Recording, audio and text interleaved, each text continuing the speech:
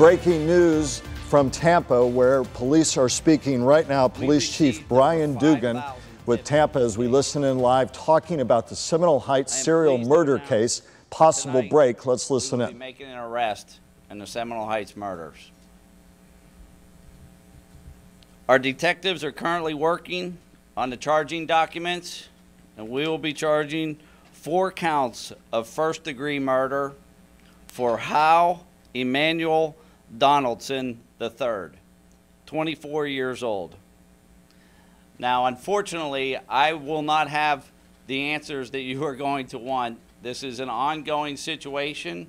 We responded out to the area about 2:30 this afternoon. We received some information about Mr. Donaldson having a firearm at the McDonald's. One of his co-workers approached a police officer. That is what led us to that. Through our investigation, several hours later, we will be charging Donaldson, like I said, with 4 counts of first-degree murder. I would like to thank the Bureau of Alcohol, Tobacco, and Firearms, the FBI, Florida Department of Law Enforcement, the Hillsborough County Sheriff's Office, the Florida Highway Patrol, the St. Pete Police Department, Pasco County Sheriff's Office, the University of South Florida PD, and the U.S. Marshal's Office, and several other law enforcement agencies have been assisting us. But more importantly, I would like to thank the people of Seminole Heights, who have just been phenomenal in their support of our police department. It has just been their patience and their support, and the way they have rallied behind the cops of Tampa has just been phenomenal. And the entire Bay Area, the way they have supported the men and women of the Tampa Police Department and the neighborhood of Seminole Heights, has just been awesome to see. Mayor? You know, 51 days ago I said this was a struggle between good and evil. Well, tonight, goodness has won. Tonight, in the battle between darkness and light, light has won. It would not have happened without the amazing police work and the amazing partnership of the people that you see behind me, of the hundreds of men and women of the Tampa Police Department that have been on this case for 51 days. They put their lives on the sidelines, they put their normal jobs on the sidelines, and they focused on one thing, and that was to catch a killer. I cannot tell you how proud I am of them. I cannot tell you how proud I am of the partnership that we have with our fellow law enforcement agencies.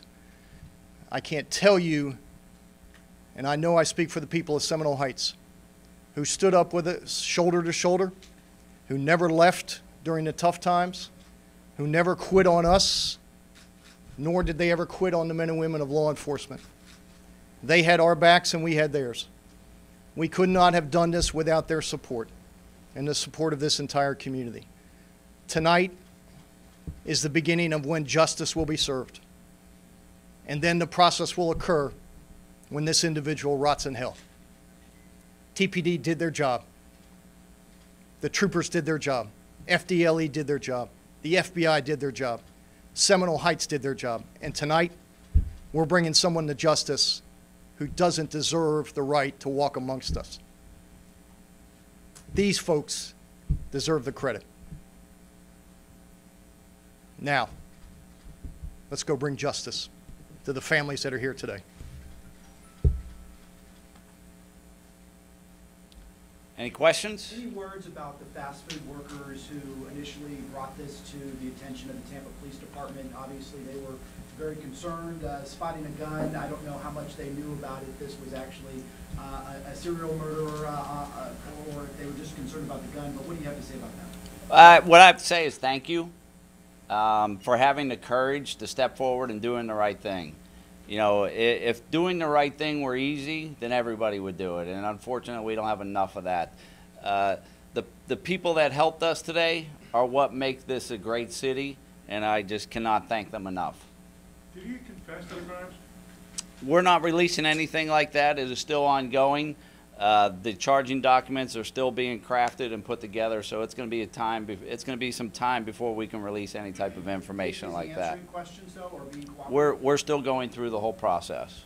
Can you confirm if he worked at that McDonald's? Breaking I don't news know. out of Tampa as you listen to Tampa Police Chief Brian Dugan, and moments ago, Mayor Bob Buckhorn talking about an arrest in the Seminole Heights serial killings, that Tampa neighborhood that has been terrorized for almost 2 months now. 4 people killed, an all-out search. Local, state, and federal authorities involved in the dragnet that has gone on for 2 months now, trying to piece together any leads they might have to find a killer. And tonight they say they have.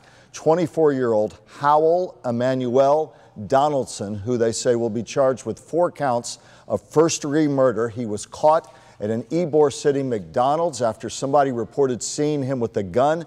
Few other details available at this point, but the sense of relief is palpable in that community and that region tonight, even as the sense of loss and grief is still all pervasive for the families who lost loved ones to the Seminole Heights killer, who police say they can now put a name to tonight in the Tampa community. More on this developing story that's made national headlines as we move on in this newscast and in the days ahead. But